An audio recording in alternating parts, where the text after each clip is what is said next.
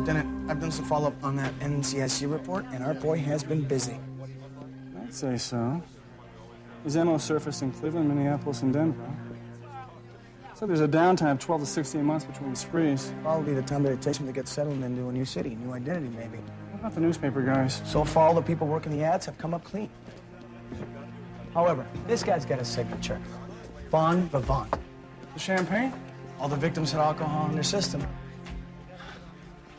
Minneapolis PD traced 3 of the victims shortly before they got killed.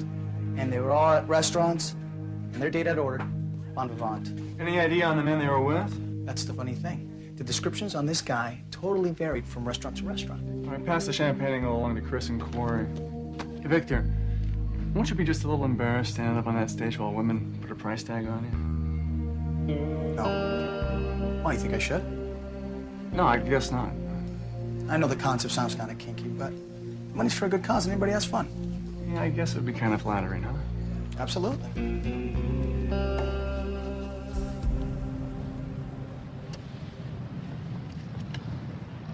So how did it happen? Construction accident.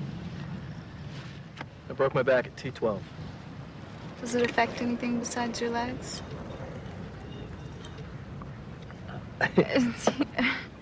Do you see, there's nothing to be self-conscious about. I don't get it. Most women aren't looking for a guy in a chair. Well, I'm not most women. And besides, there are advantages to dating guys with physical disabilities. Name one. They've had pain in their lives. Makes them more sensitive. Okay. Name two. They can't hide their problems the way able-bodied guys do. You know, I know up front what I'm dealing with.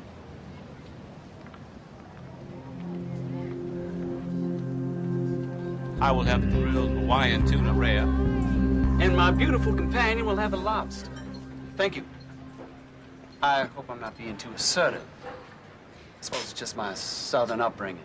Actually, I enjoy being treated like a lady. Well, you certainly are that, as well as a woman of mystery. Never been called that before.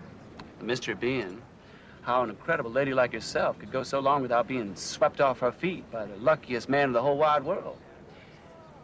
Although, come to think of it right now, that fella's me. So what's Ted really like beneath this facade of southern charm? It's no facade, Cory. Now, I hesitate to mention this, but all this, it's too much for me. You give me my dog, my woods, my stables, someone to share my life with. Now, I don't just mean a lover now. I mean someone I could spend all day just talking to. Whether we're traveling Europe or just sitting across the kitchen table. Ted, I'm not sure I'm the one that you're looking for. There's only one way to find out. You come back to North Carolina with me. Now, I know it sounds crazy, but I got a big old house, got plenty of guest rooms. Give me some time, okay? Just let's see where things go. That's all I ask.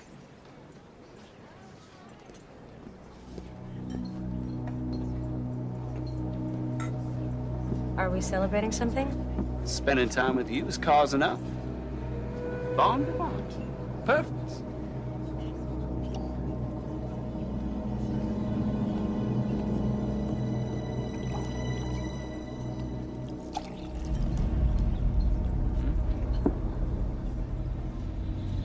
Now, I'm sorry I didn't even ask if you liked champagne.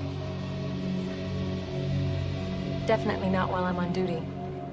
I'm a police officer, Ted. This is my partner, Victor Del Toro. We'd like to ask you a few questions.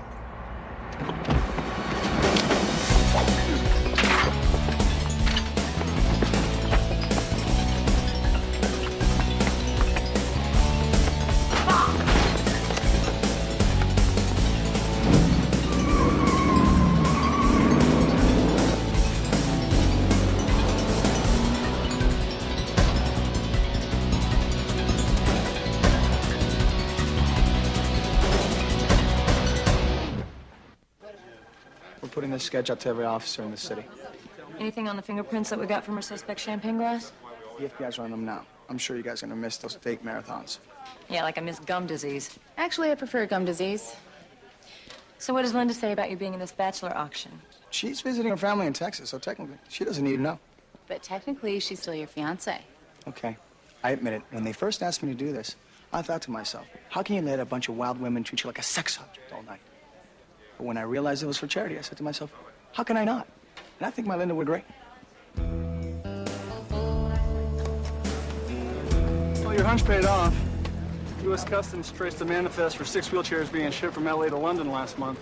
Who was the exporter? Action Medical. They used a phony address on the shipping documents.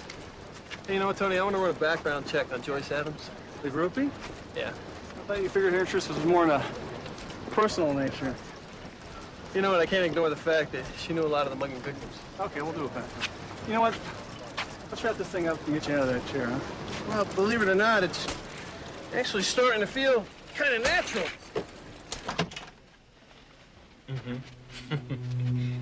Yeah, remember to check your voicemail every day. Good luck, Sarah. You know, Bill, these ads that you write are really pretty amazing. I mean, you really seem to get the essence of these people and what they want. Maybe I'm crazy, but I really enjoy digging around in other people's psyches. No, you're damn good at it. Doing a hell of a job.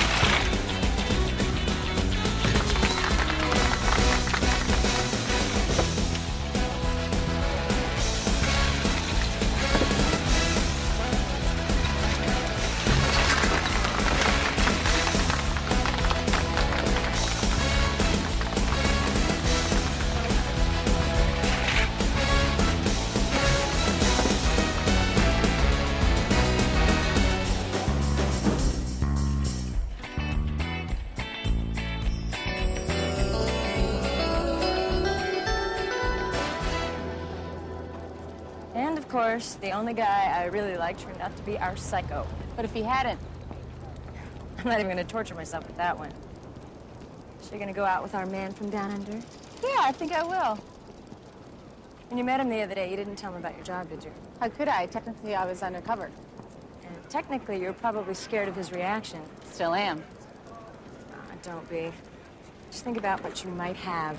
You mean a guy who might run out the door as soon as I tell him I'm a cop? Or a scarier thought, the one who stays.